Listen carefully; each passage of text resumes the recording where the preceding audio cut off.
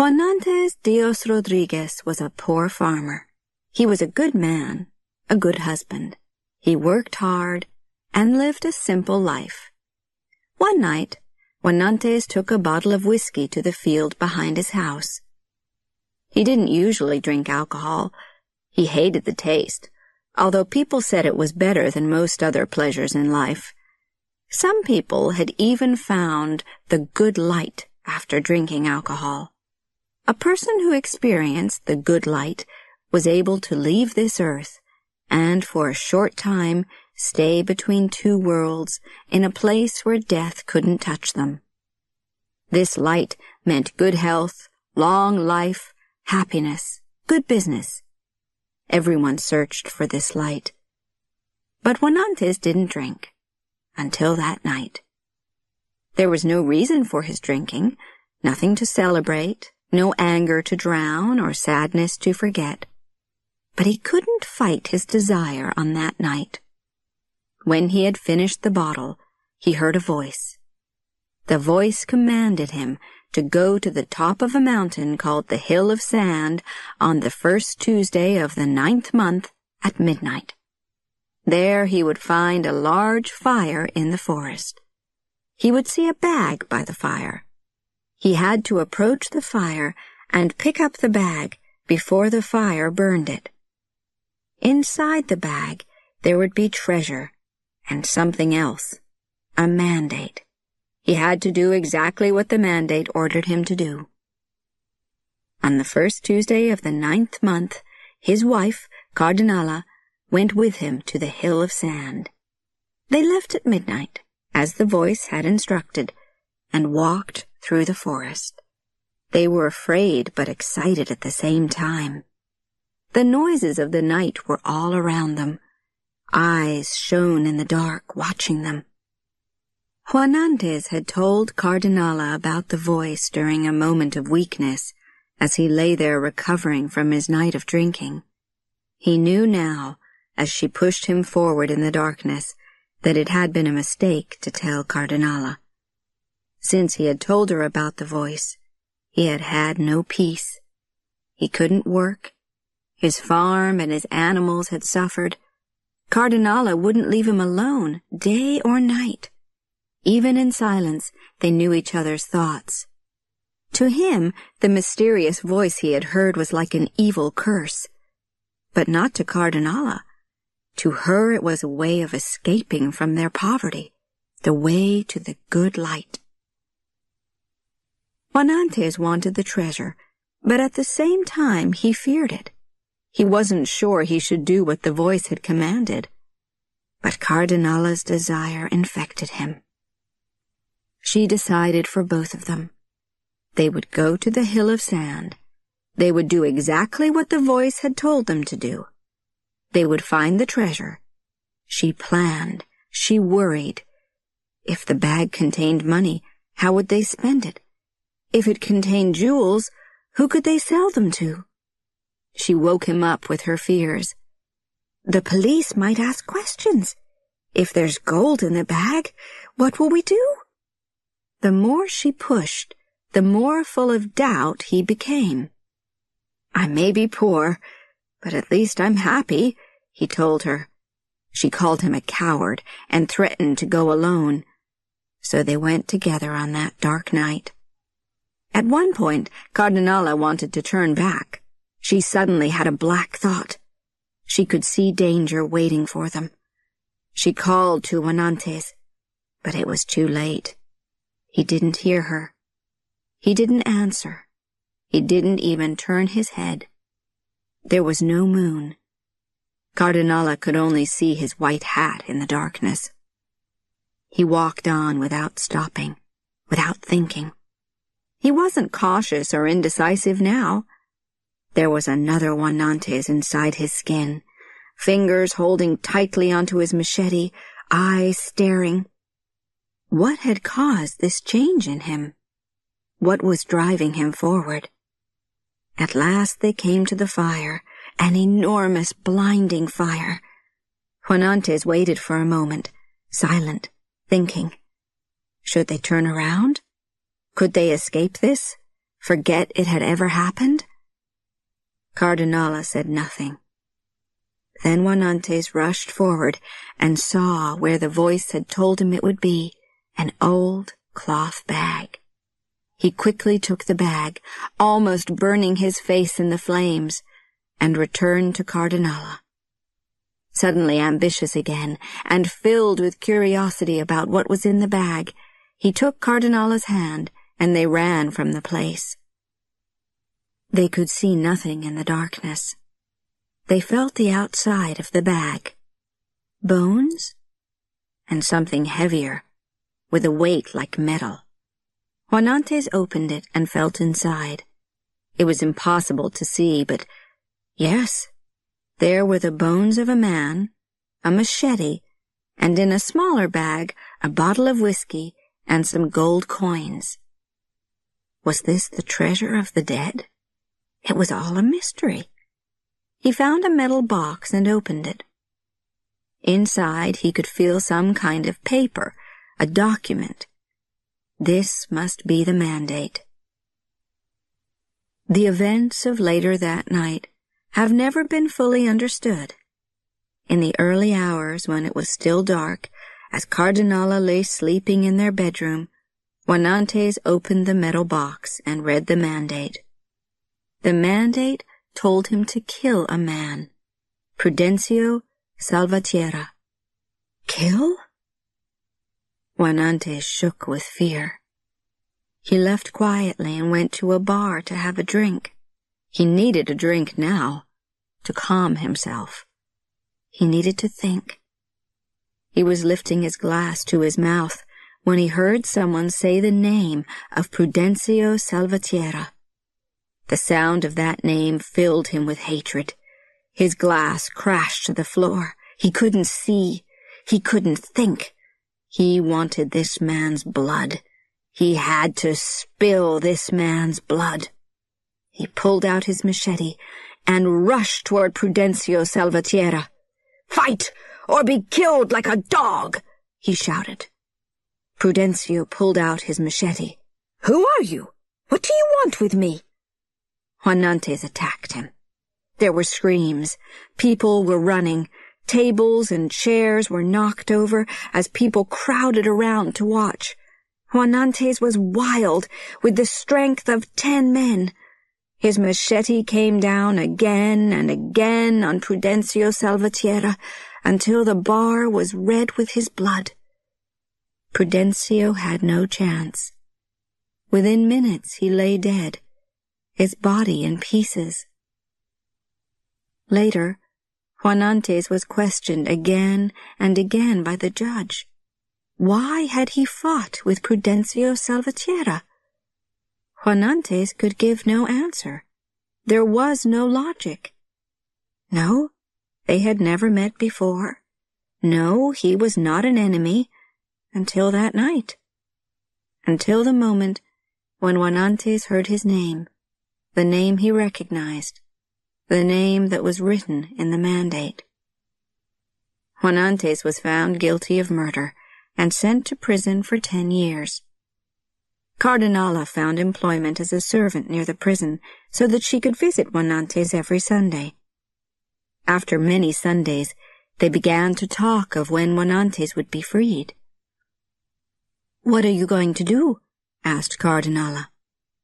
Juanantes heard her words again and again in his mind.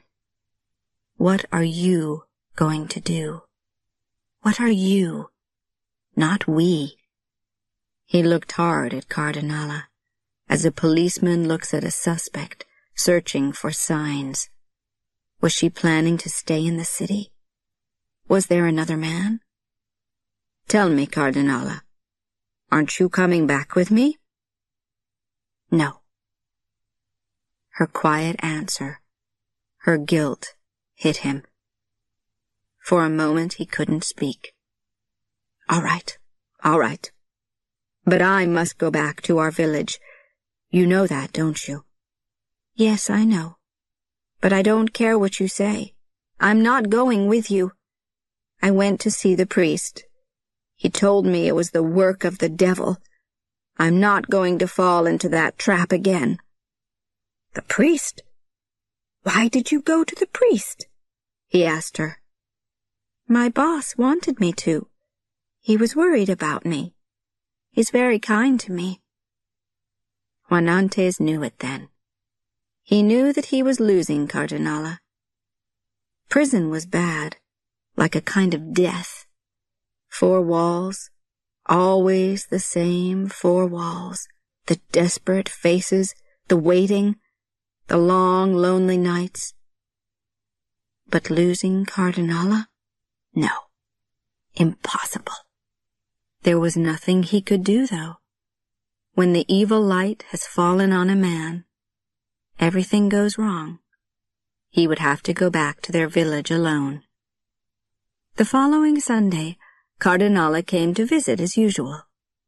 "You've come," he said. "Of course I've come. What do you mean?" "Well, I thought—" You thought! You think too much," laughed Cardenala. In her mouth, a new gold tooth shone. "And this tooth?" asked Juan Antes. "Oh, my boss paid for it." "Your boss again? And you paid him back?"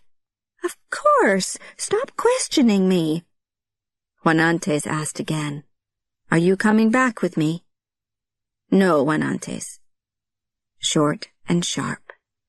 It cut his heart. Well, at least... He stopped.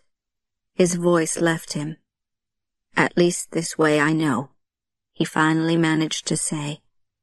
"These things happen to people who have swallowed the evil light." His sad eyes grew hard as he watched Cardenala's face. On his last day, he gathered his few remaining possessions, a few clothes, old and full of holes now, and the torn pieces of a picture of Cardenala. He had torn the picture up, put it back together, torn it up so many times. But still he saved the pieces. He went to a hotel to stay that night, and filled in the form at reception with his full name, Juan Antes Dios Rodriguez. Then he left with no explanation. Why? The keys. Those large, heavy room keys reminded him of his prison cell, of hundreds of cells. He wandered around without sleeping or eating until his stomach ached with hunger. But he couldn't sit in the cafe, where people stood in line like prisoners. So he walked along the dusty road toward the mountains. He knew something still had to be done. He had killed Prudencio Salvatierra 10 long years ago. Now he had to obey the mandate's final order. He went to where he had been living with Cardenala. Nothing had changed. Everything was as it had always been. The trees, the rocks. It even seemed that the same old dog still now, after 10 years, slept in the sun. Juan Antes felt full of sorrow. But he wasn't doing anything. He wasn't living. And so, without further thought, he called on the wise old man, Tata Guam Marachito, for help. "It's no good being in this condition," the old man told Juan Antes. "You're good for nothing. Nothing goes right. I know why you're suffering. As a young man, the same thing happened to me. Yes, I can help you. I can help you understand what you're dealing with. I can advise you about what you have to do. But I don't want to do what the mandate ordered," shouted Juan Antes. "I have no enemies." "It's not necessary to have an enemy." "Yes, but to bury the evil light, this evil light, which by accident or pure bad luck I've fallen into, I know that I have to write a mandate, an order to kill someone. I have to put that into the metal box. But I keep telling you I have no one to kill. It's hopeless anyway. The evil light has entered my body like sand. I cough. I even cough blood. It's in me. It got into me in prison. As he was speaking, he lost control and fell coughing to the ground. But the old man was still not persuaded. "How do you know it's the evil light?" he asked calmly. Juanantes told him that pieces of the evil light were everywhere. He saw them clearly, dancing around him, causing him to cough, giving him night fevers. "Then get away from them," was the old man's advice. But Juanantes asked again with anger now, "How can I do this if I have no enemies?" "Calm down. I'm only trying to help. And don't blame yourself so much. You've paid your debt in prison for killing Salvatierra. You killed fairly. The two of you faced each other as men, with machetes. Salvatierra died and you lived. If you hadn't followed the mandate to kill someone, you would have been killed yourself, because it was written." But Juanantes was still unhappy. "It would be better if I were dead." "Don't talk like that. In my experience, it's never better to be dead than alive." "What has to be done then? What must I do?" "You must light the fire of evil light and write your own mandate to put into the metal box by the fire." "But I've told you, I can't write this mandate." "Juanantes, if you let me, I'll show you a way to break the chain of death, the chain which has caught you." "No, Tata. If I break the chain of death, it will only bring me more tragedy, more sorrow. The old man interrupted. "The evil light that's around you is responsible for many deaths. It's time to put an end to it. I've told you that I can show you how to break this chain. Be brave. Believe in me. Write your own mandate. Use your own words, the words of Juanantes Diaz Rodriguez, a man of honor. Then we'll do together what has to be done." They arranged to meet in 9 weeks, when the night would be at its blackest. On that night they waited, hidden behind some trees. They heard the sound of a horse coming, slowly, cautiously. Juanantes lit the fire. The horse and rider slowly approached the fire. The rider got down with his gun in his hand. A moment passed. There was silence. Then the rider rushed toward the fire, took the bag which Tata Guamarachito and Juanantes had left there, jumped onto his horse, and rode away into the night. "See how simple it was," said Tata Guamarachito, throwing his arm around Juanantes's shoulder. "Look at you. Already the evil light is leaving you. The sadness is lifting. But have you broken the chain of death? The bones, your machete, the same machete you used to kill Salvatierra, the bottle of whiskey, the gold, were all there in the bag. But you didn't order anyone to be killed. So what did you order instead? What did you write on that piece of paper with your signature, which you put in the metal box?" "That one thing I can't tell you. It's my secret." "But you didn't order anyone to be killed?" "No. I told you I couldn't. I have no enemies." "Then what was your order?" "I repeat, Tata, that's my secret." "All right. I respect that. Please forgive me, Tata. There's no need. Men with secrets are always interesting to me. But let me tell you, you're breaking a chain that has caused many deaths and destroyed many lives. Tata Guamarachito coughed, the heavy cough of a smoker. "I'm close to 100 years old. But when I was your age, how old are you? About 30?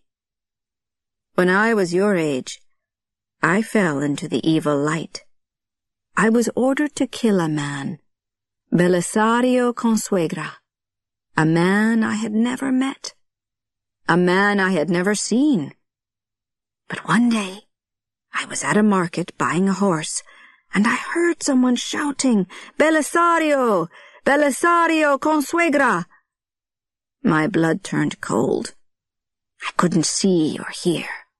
I took out my machete, found him, and ordered him to defend himself or be killed like an animal. He fought, but I killed him. I cut him into pieces. The smell of his blood made me crazy. But did you bury your evil light with a mandate? Yes, Juanantes. There was a man, a Mexican, my enemy. My mandate was found by Placido Salgaspera, and Salgaspera killed the Mexican with his machete. Salgaspera's mandate was then found by Remigio Huertas, who killed Salgaspera's enemy, and it has continued in this way. Say that you've broken the chain, Juanantes. Tell me this. But Juanantes only sat silently watching the sunrise. He always watched the sunrise, but had never liked the morning. Now, however, freed from the evil light, it seemed to be the most beautiful dawn he could ever experience. Suddenly, he wanted Cardinala. He wanted her so badly. But he stopped these thoughts as soon as they began. Why should he want her? He knew now that Cardinala was part of the evil light which had brought him to this place.